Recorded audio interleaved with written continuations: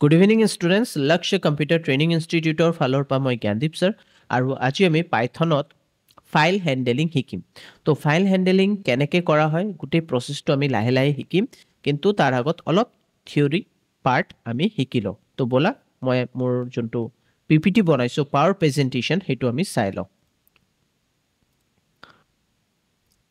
Python file open তো পাইথনত file কেনেকৈ open কৰা হয় এই গোটেই প্ৰসেসটো ইয়াত তুমি চাব পাৰিবা থিওৰিটিক্যাল পাৰ্টত তাৰ পিছত আমি কোডিং পাৰ্টত গুছি যাম আৰু কোডিং পাৰ্টত তোমালোকক দেখাম কেনেকৈ কোডিং কৰি কিনে আমি ওপেন কৰিব পাৰো ঠিক আছে ফাইল এটা ইয়া ফাইল ৰাইট কৰিব পাৰো ইয়া ফাইল ডিলিট কৰিব পাৰো ইয়া এডিট কৰিব পাৰো তো ফাইল হ্যান্ডলিং কিয় ইম্পৰ্টেন্ট কেলে কি টু ওয়েব এপ্লিকেশনত বহুত দৰকাৰ পৰে যেতিয়া তুমি কোনো ফাইল ওপেন কৰিবা ওয়েব এপ্লিকেশনত ঠিক আছে এতিয়া ওয়েব এপ্লিকেশনত কেতিয়া ওপেন কৰা হয় যেনেকৈ মই সিম্পলি তোমালোকক গুগল ডক या গুগল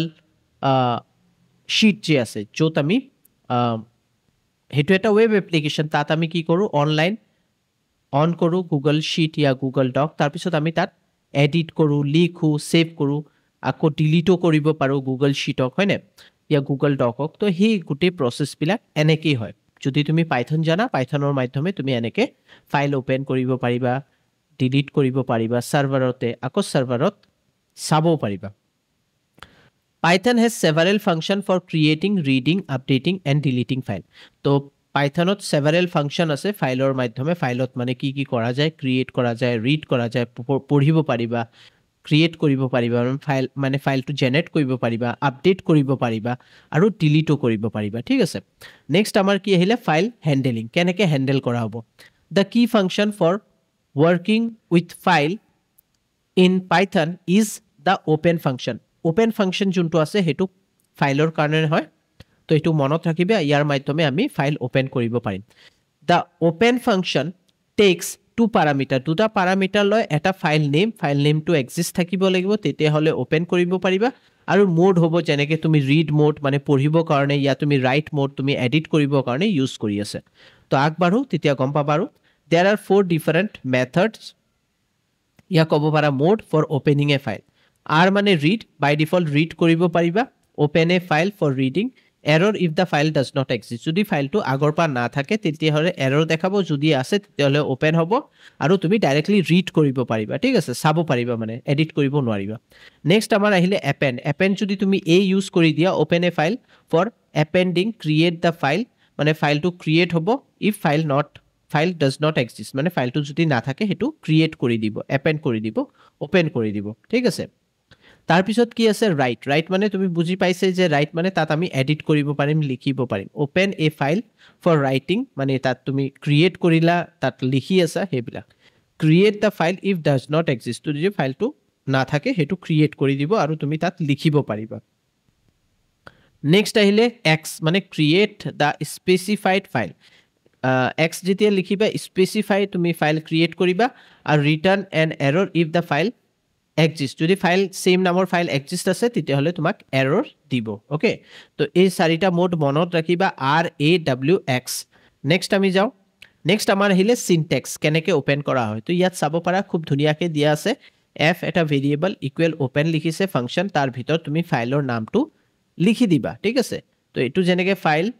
demo.file.txt লিখিছে এই ফাইলটো ওপেন হৈ যাব আৰু rt লিখিব পাৰা এটো নিলিখিলেও হ'ব ডাইৰেক্টলি লিখিলেও তুমি ৰিড কৰিব পাৰিবা ঠিক আছে তো r মানে হল ৰিড t মানে হল টেক্সট ফাইল বাস মানে তো তুমি ডাইৰেক্টলি এটো লিখিলেও কাম হৈ যাব মানে ওপৰৰটো ঠিক আছে নেক্সট আমাৰ আহিলে ওপেন এ ফাইল অন সাৰ্ভাৰ কেনেকৈ তো যেতিয়া ফাইল ওপেন হ'ব এটো মানে আমি ফাইলটো আছে এই ফাইলৰ ভিতৰত যে আছে এইবিলাক ৰিড কৰা হৈছে তো ডাইৰেক্টলি যেতিয়া তুমি এনেকৈ ৰিড কৰিবা লিখিবা এই কোডিংটো লিখাৰ লগে লগে ফাইলটো ওপেন হ'ব আৰু তুমি ভিতৰত যি লিখা আছে প্ৰিন্ট লিখিছা নহয় প্ৰিন্ট f.read মানে ভিতৰত যি লিখা আছে demo.file.txt গোটেইটো তুমি চাব পাৰিবা ৰিড কৰিব পাৰিবা ওকে এতিয়া ৰিড লাইনস বিলাক কেনেকৈ ৰিড কৰিবা আমি তো পুৰা ফাইলটো ওপেন কৰি ললো গোটেই বিলাক আমি ৰিড কৰিব পাৰো কিন্তু তুমি ভাবিছা যে নহয় মই খালি এটাই লাইন ৰিড কৰিম ঠিক আছে প্ৰথম লাইন তো এনেকৈ লিখিব লাগিব প্ৰিন্ট f.read লাইন তো এটো কি কৰিব অনলি ওয়ান লাইন ৰিড কৰিব নেক্সট তুমি দুটা লিখিছা দুবাৰ লিখিছা মানে দুটা লাইন ৰিড কৰিব তাৰ পিছত এটো মানে হল each and every character one by one read কৰিব ইয়াৰ মিনিং হল ফৰ লুপ ইউজ কৰা হৈছে আৰু f যে লিখিছো x in f for x in x মানে ই কি কৰিব ফাইলটো ওপেন কৰাৰ পিছত x ৰ মাধ্যমে ওৱান বাই ওৱান লুপিংৰ মাধ্যমে গুটে যিমান টেক্সট আছে যিমান ক্যাৰেক্টাৰ আছে জি আছে গুটে বিলাক ই ৰিড কৰি প্ৰিন্ট কৰাই দিব ঠিক আছে আৰু আমি ক্লোজ কেনেকৈ কৰিম ক্লোজ কৰা সিম্পলি যেনেকৈ ওপেন কৰিলা লাষ্টত তুমি আকৌ ৰিড কৰাৰ পিছত f.close লিখি দিবা আৰু তোমাৰ ফাইলটো ক্লোজ হৈ যাব তো আই থিংক তোমালোকে ৰিড কৰাটো বুজি পাইছা ৰিড কেনেকৈ কৰা হয় ঠিক আছে ওপেন আৰু ৰিড কেনেকৈ কৰা হয় ফাইলটো এটো আমি বুজি পাইছো ইয়াত এতিয়া আমি এটো প্ৰ্যাকটিক্যালি কৰিম তাৰ কাৰণে মই যাব লাগিব কোড ভিজুৱেল ষ্টুডিও কোডত তো মই ইয়াত এটো ষ্টপ কৰি দিও আৰু আমি যাও ভিজুৱেল ষ্টুডিও কোডত আহি গৈছো আৰু এতিয়া আমি কি কৰিম এতিয়া আমি ফাইলত যাম ফাইলত যোৱাৰ পিছত ইয়াত আমি নিউ টেক্সট ফাইল আছে ইয়াত আমি এটা ফাইল ক্ৰিয়েট কৰিম আৰু ইয়াত লিখি দিলো hello how are you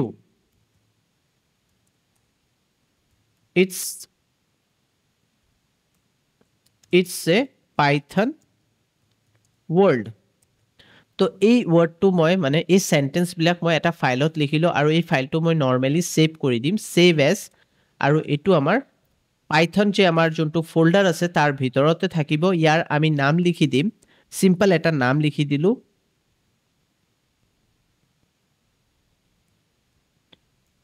unique নাম লিখি দিও তেতিয়া ভাল হ'ব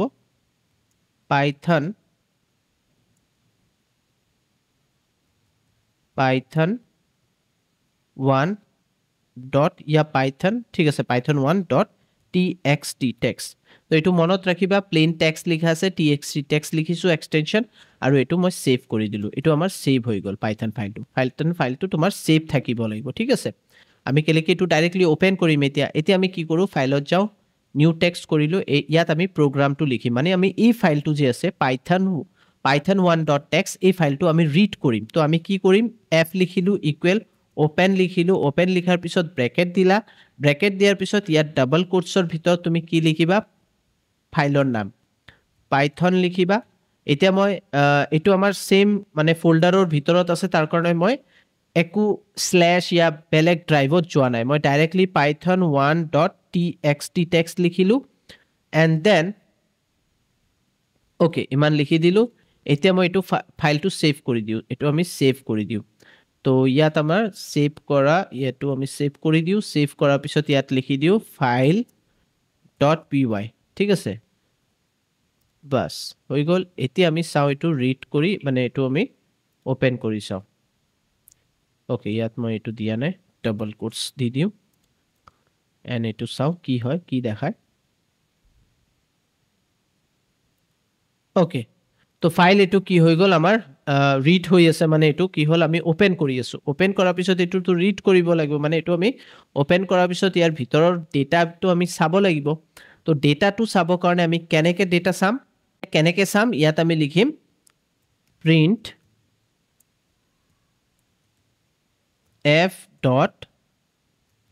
f.read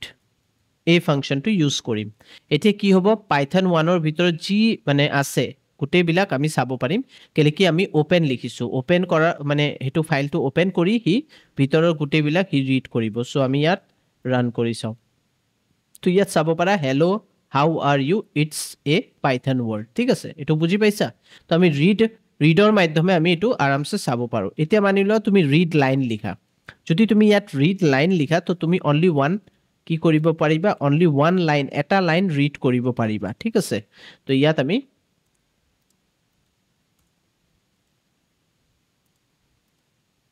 তো ইয়াত চাব পাৰা hello how are you বাস এটা লাইন এতিয়া মই এটো জাস্ট কপি কৰি লও কপি কৰাৰ পিছত নেক্সট এন্টাৰ কৰো মানে নেক্সট আৰু এবাৰ কপি পেস্ট কৰি দিলো এতিয়া মই ৰান কৰিম দুবাৰ ৰান হ'ব মানে দুবাৰ এটো ৰিড হ'ব আৰু দুবাৰ কি কৰিলে hello how are you তাৰপিছত it's a python word ঠিক আছে আৰু তুমি জাস্ট ৰিড লিখাৰ পিছত যদি ডাইৰেক্টলি ব্ৰেকেট দিয়া গুটেটো তোমাক ৰিড কৰি মানে দেখাবো গুটেটো তোমাক দেখাবো গুটে ফাইলটো ৰিড কৰি দেখাবো বুজি পাইছে যদি মই এটো গুছাই দিও জাস্ট এটো মই যদি লিখো তো এজ ইউ ইউজ তোমাৰ যোনটো সুবিধা হয় তুমি হেতুৱে কৰিবা মই এটো দি দিও আৰু এটো গুছাই দিলো তো এতিয়া কি কৰিব হোল মানে গুটে ভিতৰত যিমান জি আছে সব ৰিড কৰি দেখাই দিব আৰু যদি তুমি ইয়াত for লিখিলা for তাৰপিছত x in f লিখিলা মানে এতিয়া কি কৰিব এই ফাইলৰ ভিতৰত যি আছে সব ৰিড কৰিব each and every word নহয় তোমাৰ ক্যাৰেক্টাৰ ৰিড কৰিবা আৰু প্ৰিন্ট কৰিব ঠিক আছে ইয়াত প্ৰিন্ট লিখাৰ পিছত ইয়াত তুমি x লিখি দিয়া এতিয়া কি কৰিব এটো যে x লিখা আছে x এ কি কৰিব f যে আছে মানে এই f টো মানে কি এই পাইথনৰ যোনটো ফাইল আছে python1.txt মানে ইয়াৰ ভিতৰত যি লিখা আছে এই গুটেই বিলাক ওপেন কৰাৰ পিছত ইয়াত আহি গল f ৰ ভিতৰত সেই ভ্যালুজ বিলাক আহি গল ক্যাৰেক্টাৰ নম্বৰ যি আছে গুটেই বিলাক আহাৰ পিছত এই x এ for loopৰ মাধ্যমে আমি 1 by 1 ক্যাৰেক্টাৰ ৰিড কৰি আছো এতিয়া ৰান কৰা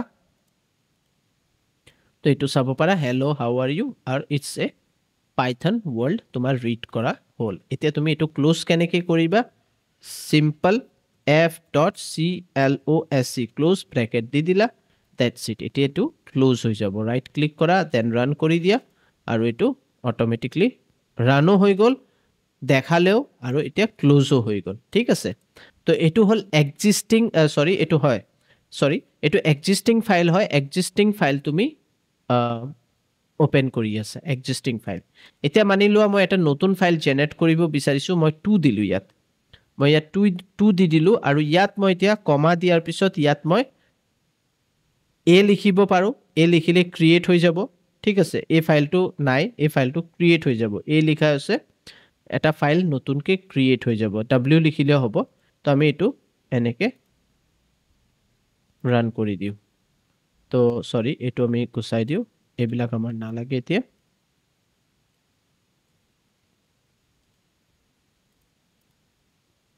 তো এতিয়া তুমি চাব পাৰিবা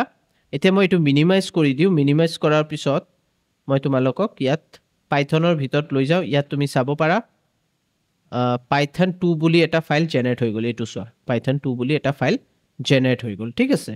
তো আমি ইয়াৰ ভিতৰত এতিয়া লিখিব পাৰিম এনেকা নহয় ঠিক আছে ফাইল আমাৰ জেনাৰেট হৈ গল এতিয়া আমি ইয়াৰ ভিতৰত কিবা লিখিব বিচাৰিছো তো কি কৰিবা f লিখিবা ডট লিখিবা আৰু ইয়াত লিখিবা write write write লিখিলা write লিখাৰ পিছত ইয়াত তুমি যি লিখিব বিচাৰিছা লিখি দিয়া মানি লোৱা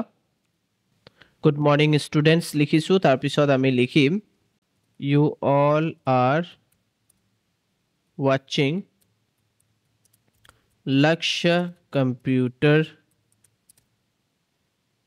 Online